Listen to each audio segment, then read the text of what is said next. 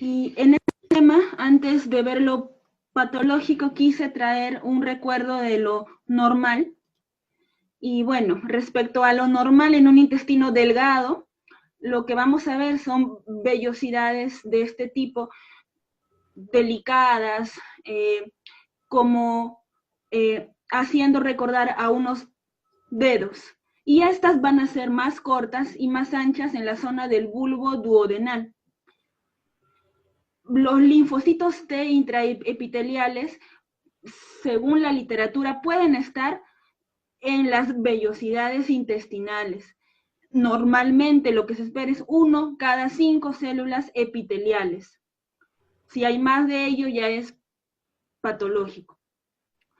En el intestino delgado también encontramos a las células de Panet, que suelen localizarse en la base de las criptas, y son estas células eosinofílicas y que van a estar encargadas de la inmunidad innata, ya que su función principal va a ser producir la lisocima, que cumple una función importante en la defensa del intestino. También tenemos en el intestino delgado a placas de Peyer, y estas son nódulos linfáticos y que van a predominar en el ilion terminal principalmente. Lo que sí es anormal siempre en el intestino delgado va a ser la presencia de neutrófilos intraepiteliales, ya sea en la cripta o en las vellosidades. Eso sí no debe verse. Por otro lado, en un intestino grueso, las criptas que van a verse, las criptas colónicas, tienen que ser regulares. Suelen verse, algunas literaturas lo mencionan como unos tubos de ensayo largos, y no deberían tener ni distorsión ni ramificación. No obstante, algunas literaturas como OTSE mencionan que puede permitirse cierta ramificación solamente en la parte del tercio superior de esta mucosa. Los linfocitos intraepiteliales también se van a encontrar en el intestino grueso, y se describe que máximo pueden verse 20 por cada 100 células epiteliales, y es mucho más frecuente verlas en el colon derecho. El colon sigmoides y la zona del recto puede mostrar distorsión, a diferencia del colon derecho. Lo que se puede ver como normal es 1 o 2 criptas con bifurcación. Y a diferencia del intestino delgado, en el cual encontramos células de Panel en toda su extensión, en el intestino grueso nada más las vamos a encontrar en el colon derecho, más van a estar ausentes en el colon descendente, colon sigmoides y la zona del recto. Las glándulas pilóricas son glándulas, ¿no?, de la parte ya del píloro del estómago, y esta parte, estas glándulas no deben verse ni en el intestino delgado ni en el intestino grueso. En las criptas de Lieberkühn encontramos también múltiples células, y las que van a estar principalmente en la base son las células de Panet junto con las células endocrinas. Las células de Panet, a diferencia de las células endocrinas, suelen ser más eosinofílicas y con un núcleo más basal. Las células de Panet, como ya les mencionaba, van a estar ausentes en el colon descendente, sigmoides y en el recto. Y la diferencia entre ambas zonas principalmente va a ser que en el colon izquierdo se va a predominar la función de producir moco, por lo tanto van a predominar las células caliciformes. Asimismo, otras características importantes del colon es que en su lámina propia no encontramos vasos linfáticos, por lo que a diferencia de otros cánceres del tubo digestivo, este suele tener un ritmo de metástasis mucho más lento. Asimismo, dos características importantes del colon son la presencia de estas tenias cólicas, que son unas bandas planas de longitudinal externa modificada, Y también encontramos austras, que son como unas convexidades de la capa muscular en la superficie externa del colon. Eso son características únicas del colon. Entonces, lo normal, como ya hemos mencionado, es esta imagen de aquí, con sus criptas alargadas como tubos de ensayo. Acá vemos cómo se ve, por ejemplo, la distorsión de las criptas, ¿no? Acá vemos una cripta distorsionada. Aquí vemos la metaplasia de células de Paneth, con esa eosinofilia característica, y acá vemos la presencia de glándulas pilóricas en el colon, lo cual es anormal. Tanto la metaplasia de células de Paneth como la metaplasia de glándulas pilóricas me indican un daño crónico en el colon por inflamación. Los signos de cronicidad, entonces, van a ser la distorsión arquitectural o ramificación de criptas, la linfoplasmocitosis basal, la metaplasia de células de Paneth y la metaplasia de glándulas pilóricas, que suele verse más como un signo de daño mucoso crónico, sobre todo la enfermedad de Crohn, que es una de las enfermedades inflamatorias intestinales que vamos a ver el día de hoy. La biopsia que se realiza en este tipo de enfermedades va a ser una diagnóstica al inicio, que debe ser antes del tratamiento, ya que si es que fuera posterior al tratamiento, esto también puede causar cambios histológicos. Asimismo, la biopsia diagnóstica inicial es para documentar el daño crónico que esté presente y la distribución de este, para ver si es segmentaria o si es difusa, y orientarnos hacia una enfermedad inflamatoria intestinal específica. Asimismo, tenemos una biopsia de vigilancia y o seguimiento para monitorizar la actividad de la enfermedad, y también para hacer un despistaje de displasia y o carcinoma asociado a estas patologías. Asimismo, nos va a servir para hacer el diagnóstico de infecciones que pueden complicar el cuadro. Entonces, respecto a la colitis ulcerativa, tenemos la clasificación endoscópica de Montreal, que nos menciona que la podemos dividir en E1, que va a ser la colitis ulcerativa limitada al recto, que va a causar proctitis, ¿no? La E2, que va a estar limitada a la flexura esplénica, lo cual va a ser básicamente una colitis izquierda, desde la zona izquierda, y el E3, en donde ya se va a comprometer todo el colon, va a ser una pancolitis. El 30-50% se van a presentar de esta forma, como una colitis distal o como una proctitis. Un 30% como colitis izquierda, y un 20% puede presentarse como una pancolitis. El riesgo en colitis ulcerativa de cáncer colorectal suele ser acumulativo, es decir, va aumentando a más años tenga la enfermedad, siendo de un 2% a los 10 años posterior a este diagnóstico, y llegando hasta un 18 a 20% luego de 30 años de hecho el diagnóstico. Por eso es que la vigilancia en este caso suele ser casi de por vida, y cada 1 o 3 años. Los factores de riesgo que más incrementan el desarrollo de cáncer van a ser la colangitis esclerosante primaria, que se describe que aumenta hasta 4 veces más el riesgo de cáncer colorectal, así como también la larga duración de la enfermedad, y que esta enfermedad haya tenido un inicio a temprana edad, generalmente menores de 18 años.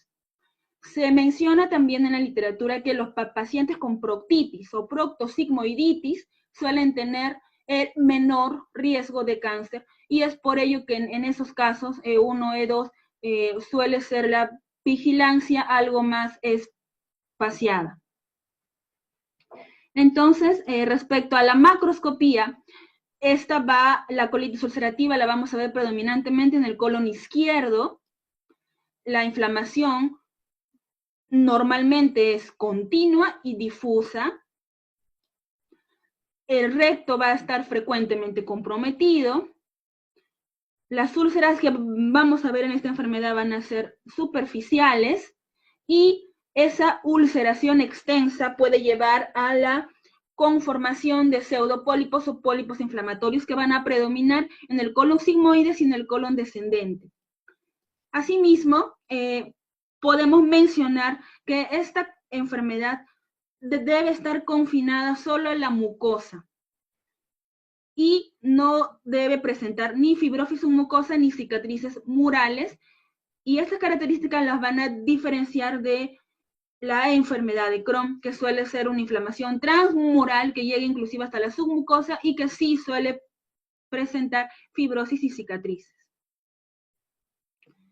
Acá vemos cómo es la inflamación en la colitis ulcerativa, solamente confinada en la mucosa. Tras la apertura, ya cuando estamos en la mesa de macroscopía, se menciona en ciertos artículos que suele verse de esta forma, plano, ¿no? Y que además tiene una fuerte demarcación entre la zona comprometida con la zona sana, ¿no? Cuando se compromete el recto, cuando hay inflamación en el recto, esta inflamación suele extenderse de forma proximal y en forma proximal la inflamación puede disminuir gradualmente en severidad.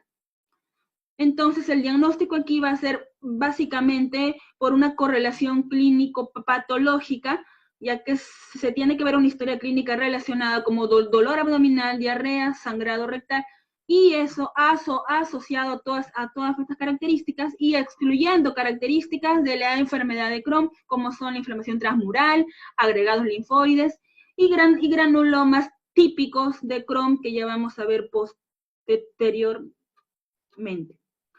Acá vemos cómo se ve endoscópicamente la colitis ulcerativa activa, con eritema, edema y estos exudados.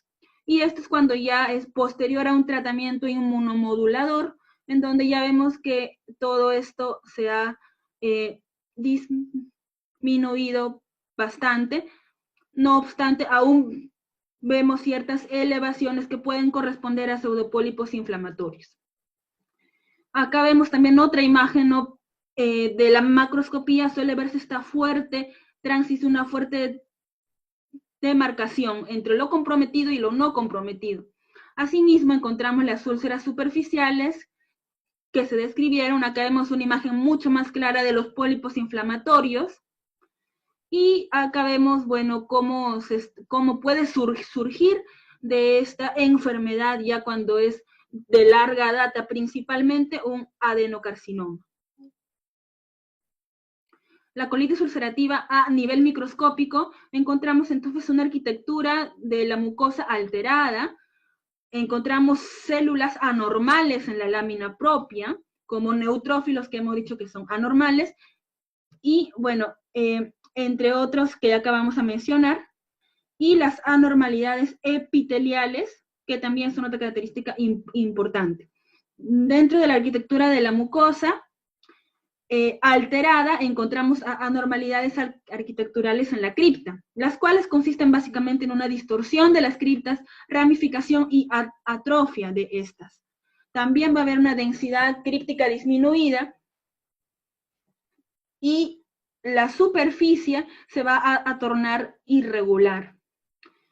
Dentro de la característica de celularidad anormal, aparte de la infiltración neutrofílica, lo que vamos a ver aquí en colitis ulcerativa es la plasmocitosis basal. Es el predominio de células plasmáticas entre la base de la cripta y la muscularis mucosae. Y la infiltración neutrofílica también es importante porque nos va a indicar la actividad de la enfermedad. Estas pueden verse en el epitelio de las criptas, en lo cual se llama criptitis, o pueden verse en el lumen de las criptas, a lo cual se va a denominar abscesos crípticos. Ambos indican actividad de la enfermedad. Y las anormalidades epiteliales incluyen daño epitelial superficial, depresión de mucina y los cambios metaplásicos que ya hemos mencionado antes, como son la metaplasia de células de Panetta y metaplasia de glándulas pilóricas. La colitis ulcerativa, a su vez, tiene sus estadios. Hay un estadio temprano, quiescente, que es clínicamente en reposo, ¿no? Sin actividad, y cada uno de ellos tiene unas características histológicas distintas. En el estadio temprano, por ejemplo, sí vemos la plasmocitosis basal, focal o difusa, y podemos ver una atrofia críptica leve, pero casi no se ve una distorsión arquitectural. En cambio, cuando la enfermedad clínicamente está en reposo, se podría decir. A este estadio se le llama quiescente. Aquí sí puede haber la distorsión arquitectural críptica marcada, una densidad críptica reducida. El estroma, pero suele ser hipocelular, ya no hay tanto esta plasmocitosis basal y no suele haber todavía neutrófilos. Pero ya cuando es de larga duración, ya sí hay ya hay una celularidad incrementada en la lámina propia, ya con los correspondientes neutrófilos, y lo que se va a ver también en una colitis ulcerativa de larga duración es que ya no va a ser esa inflamación continua como suele verse, sino que un poco en algunos pacientes suele verse de forma parcheada o salteada. Y esto es importante también para hacer el diagnóstico diferencial con enfermedad de Crohn. Y dentro de las características histológicas que van a ayudar a predecir la recaída clínica en una enfermedad, digamos, en reposo clínicamente, va a ser la persistencia de la plasmocitosis basal, que haya actividad y que también se encuentre la presencia de eosinófilos. Aquí tenemos las características histológicas más importantes. Aquí vemos, por ejemplo, la plasmocitosis basal, es una inflamación ¿no? continua, confinada a la mucosa. La distorsión arquitectural aquí se ve más marcada, esto es en una enfermedad de larga data. Acá vemos a más aumento la plasmocitosis basal. Acá vemos la presencia de granulomas que pueden ser vistos en la colitis ulcerativa, pero que a diferencia de los granulomas de la enfermedad de Crohn, van a estar asociados a ruptura o daño de las criptas. Entonces aquí vemos una cripta algo rota y acá vemos que como que se está viendo la formación de una especie de granuloma. Entonces, en este caso, esto sí puede verse en la colitis ulcerativa. Y a este tipo de granulomas se le llama granulomas criptolíticos, que no deben ser confundidos con los granulomas de la enfermedad de Crohn. Acá vemos también ya cuando es de larga data, como les iba mencionando, puede haber esta inflamación algo parcheada, ¿no? En este lado hay un montón de inflamación y aquí casi nada, ¿no? Y aquí vemos también otra imagen de la distorsión críptica arquitectural marcada. Y acá vemos un estroma más hipocelular, lo cual suele verse en la fase de enfermedad quiescente o de reposo clínicamente. Hay también características atípicas de la colitis ulcerativa. Son atípicas. En algunos casos puede verse ese compromiso salteado, ya hemos descrito, y también se puede ver un compromiso discontinuo del apéndice cecal en un 12 a 86% de pacientes. En el caso de la colitis ulcerativa fulminante, el recto puede no estar comprometido. Y asimismo, cuando se ha recibido tratamiento, se puede ver esa inflamación ya no continua como se ve habitualmente, sino discontinua o parcheada. Los granulomas, como ya les iba mencionando, no todos los granulomas van a ser indicativos de enfermedad de Crohn, porque hay también un tipo de granuloma que son los granulomas criptolíticos que pueden verse en la colitis ulcerativa. Los granulomas de Crohn, en cambio, van a estar alejados de criptas o epitelio dañado. También otra característica típica de la colitis ulcerativa es el compromiso del tracto gastrointestinal superior, que suele ser más frecuente en los niños o menores de 18 años y suele verse como una gastritis o duodenitis intensa o difusa. Y también puede verse una ileitis de retrolavado, se le llama, o backwash ileitis. El ilion suele estar muy comprometido en la enfermedad de Crohn, más no en la colitis ulcerativa, pero puede verse una ileitis. ¿En qué casos? En el caso de una pancolitis. Y su prevalencia suele ser del 17%. Hay que hacer el diagnóstico diferencial con la enfermedad de Crohn en el ilion, que es muy frecuente, ¿no? Y una característica que nos mencionan en esta revisión es que normalmente en la enfermedad de Crohn que compromete el ilion suele tener una longitud de más de 5 centímetros, además de las otras características de Crohn que ya las vamos a describir posteriormente. Hay 3 categorías de indicación de cirugía para la colitis ulcerativa. Tenemos la cirugía de emergencia, la cirugía de urgencia y la cirugía electiva, ¿no? Cada una de ellas tiene sus indicaciones, la de emergencia principalmente en la colitis fulminante refractaria al tratamiento, la cirugía de urgencia es más en hospitalizados con colitis ulcerativa severa, que no responden al tratamiento, y la electiva para los que no pueden tolerar el tratamiento de mantenimiento, también si hay algún refractario a algún tratamiento y cuando se tiene displasia o cáncer. La pouchitis o inflamación de la bolsa en J, que suele utilizarse en una cirugía de la colitis ulcerativa, también es frecuente y es la complicación más común en esta entidad. Y es importante mencionarla porque, bueno, tiene una incidencia de más del 50% y pues como tienes inflamación también bastante severa y además puede asociarse con fístulas y estenosis, puede confundir la de Crohn. Entonces es muy importante ver el antecedente quirúrgico en estos casos. La enfermedad de Crohn tiene también su clasificación endoscópica por su edad de inicio, por su localización y por su comportamiento. Lo que más nos interesa es el comportamiento y los estadios, digamos, más complicados son los que provocan estenosis y los más penetrantes, ¿no? La P en esta clasificación se usa también cuando hay enfermedad perianal. Y el hecho de que se compromete el ilion y la zona perianal al diagnóstico es factor de riesgo para complicaciones intestinales como perforación, hemorragia, entre otros. Luego de 20 años del diagnóstico, un 50.8% de este estadio B1 en donde no hay estenosis ni hay penetración, que es el más común, estos suelen complicarse e ir a estos otros estadios, luego de 20 años del diagnóstico.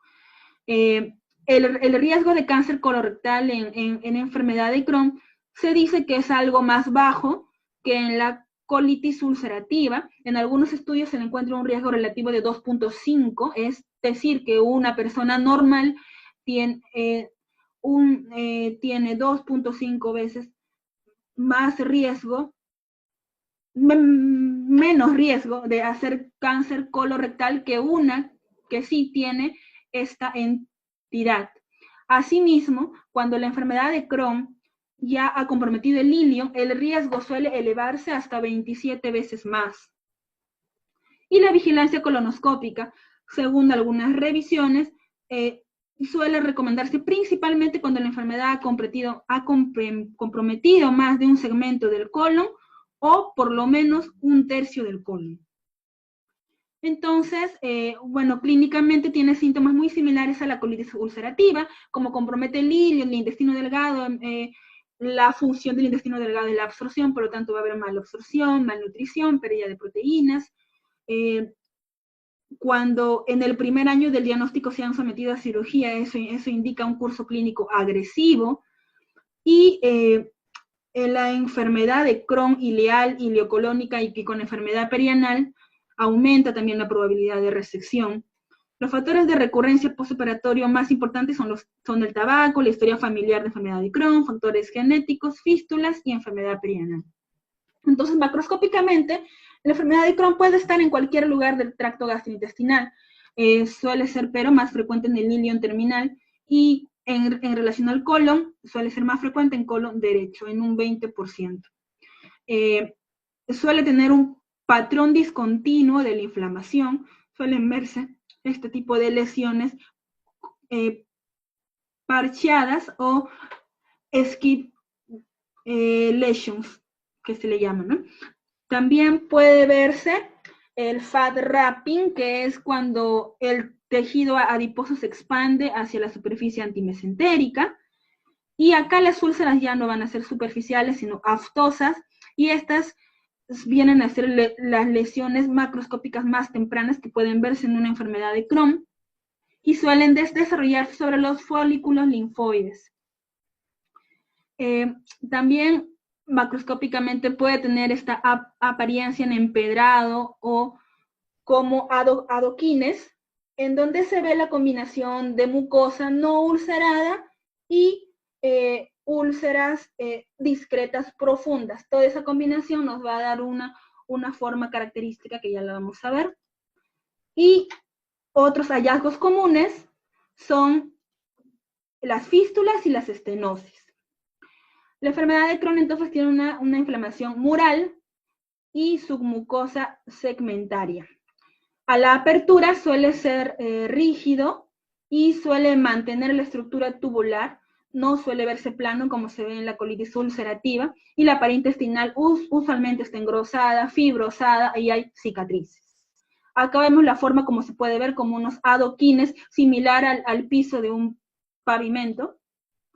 Acá vemos esa inflamación discontinua, parcheada, y vemos que mantiene aún su estructura tubular. Acá vemos las úlceras aftosas. Las úlceras también pueden coalescer y formar estas estructuras medias serpiginosas. Y acá vemos el engrosamiento de la pared. Y microscópicamente va a tener un aumento de células en la lámina propia, una inflamación crónica, pero discontinua, y va a tener la presencia de agregados linfoides transmurales. Y la inflamación, como ya hemos mencionado, va a ser transmural, se extiende más allá de la submucosa. La distorsión arquitectural críptica suele ser a predominio focal, son menos prominentes que en la colitis ulcerativa, y suele verse aquí la metaplasia glandular pilórica, en 2 a 20% está asociada a la ileitis en la enfermedad de Crohn, y los granulomas típicos de Crohn pueden verse también, aunque no son prerequisito para el diagnóstico, y suelen verse más frecuentemente en jóvenes. Aquí los granulomas están pobremente delimitados, las células gigantes multinucleadas están ausentes y la necrosis suele ser inusual. Algunas literaturas mencionan que basta con que estén presentes estos granulomas más uno o ambos de estos para que se haga el diagnóstico. Acá vemos cómo se ve macroscópicamente los agregados linfoides, y vemos también la metaplasia glandular pilórica y los granulomas típicos que no suelen estar asociados a ruptura de criptas. Hay una variante también de enfermedad de Crohn, que es la colitis ulcerativa laica o enfermedad de Crohn superficial, que es el 1% de las enfermedades inflamatorias intestinales y que puede sospecharse en colitis ulcerativa con enfermedad segmentaria, skip lesions, granulomas, enfermedad perineal clínica, y en esta enfermedad no suele verse granulomas Crohn típicos, y es más frecuente en jóvenes y en colitis del lado izquierdo. Acá vemos el compromiso del tracto gastrointestinal superior, que suele verse también en enfermedad de Crohn. Acá vemos una gastritis y acá una duodenitis. Acá vemos también otro granuloma típico de Crohn con las criptas acá alrededor indemnis. Acá vemos también la metaplasia de glándulas pilóricas. Y también es importante reportar las infecciones porque ellas pueden complicar el curso clínico de la enfermedad inflamatoria intestinal. Algunos datos importantes es que ambos se van a diferenciar por la profundidad de inflamación y también por el compromiso de la pared intestinal. Y en las complicaciones intestinales encontramos, ¿no?, hemorragia, perforación, fístulas, megacolon tóxico, cáncer de colon. Y las extraintestinales podemos encontrar otros más raros como osteoporosis, trombosis venosa profunda, anemia, cálculos biliares, artritis, iritis con la esclerosante primaria y pioderma gangrenoso. Este es un resumen de todo ello. Y finalmente, para concluir con los últimos minutos, vamos a ver respecto a la displasia en la enfermedad inflamatoria intestinal. Y aquí, esta displasia suele ser el marcador de riesgo más temprano y confiable de progresión neoplásica en pacientes con enfermedad inflamatoria intestinal. Y suele definirse como un epitelio neoplásico inequívoco, histológicamente, sin evidencia de invasión tisular. Comprende 4 categorías distintas que vemos aquí descritas, y esta displasia se va a desarrollar en áreas de inflamación crónica y va a ser frecuentemente multifocal. Endoscópicamente puede ser plana, deprimida o polipoide. Antes se hablaba de lesiones adenoma-like y lesiones no adenoma-like. Ya con el tiempo, la WHO mencionó que esta distinción entre una displasia asociada a enfermedad inflamatoria intestinal y un adenoma-like lesions o adenoma esporádico no es significativa, porque ambos son susceptibles de resecarse y ambas son removidas a pesar de su naturaleza. Lo que sí es muy importante y menciona la juez es la confirmación de márgenes negativos y la ausencia de displasia en la mucosa plana adyacente. Asimismo, los términos que se suelen usar actualmente para las endoscopías son lo de displasia visible y de displasia invisible. La displasia visible puede ser polipoide, no polipoide, y es importante describir si tiene ulceración y cómo están los bordes. Cada uno tiene un tratamiento distinto. Acá vemos una displasia polipoide de bajo grado, endoscópicamente e histológicamente, y acá vemos una displasia plana de alto grado con una marcada atipia citológica y una de bajo grado. También puede haber displasia de bajo grado con morfologías inusuales, como los hipermucinosos, los de apariencia cerrada, y los eosinofílicos. La WHO también nos menciona en una entidad aparte la displasia asociada a la enfermedad inflamatoria intestinal y nos habla acerca de ello y nos menciona que pues esta displasia suele ocupar parte de una vía distinta hacia el cáncer, ¿no? En donde hay un predecesor que es la inflamación y la patogénesis es justamente una de las causas principales es el microambiente inflamatorio. Y dentro de los factores de riesgo son muy similares a los que ya hemos descrito antes, y el riesgo de esta displasia va a incrementarse después de 8 a 10 años de enfermedad. Los tipos más comunes según la WHO son de tipo intestinal y de tipo cerrado, y sin importar el tipo, es importante ver si hay displasia de bajo o de alto grado, ya que las displasias de alto grado se van a catalogar como un carcinoma in situ. Acá vemos el de bajo grado y el de alto grado. Y acá vemos la displasia cerrada también en bajo grado y alto grado. La CAP también finalmente nos menciona ciertos datos importantes que deseo mencionarles. Y aquí tenemos el adenocarcinoma de intestino delgado en enfermedad de Crohn. Puede surgir en el contexto de una inflamación ileal de larga data.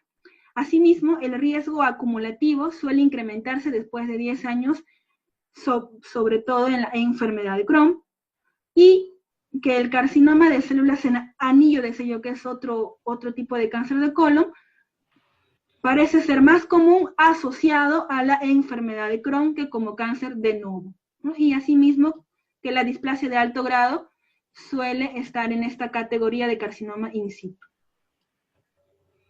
Gracias a todos por su atención. Muchas gracias, doctora Contreras.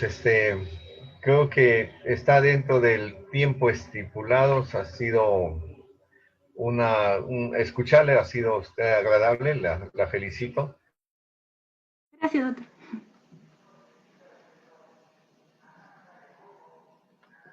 Hola. Hola, ¿me escuchan?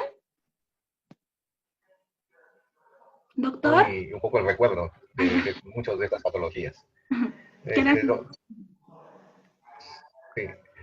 Sí, le escucho. Ah, ya. Gracias, doctor, le decía, muchas gracias. Ya. Bueno, de todas maneras, muchas gracias y creo que ya se acabó el tiempo. Gracias a todos. Nos vemos en la próxima reunión. Gracias. Gracias, gracias.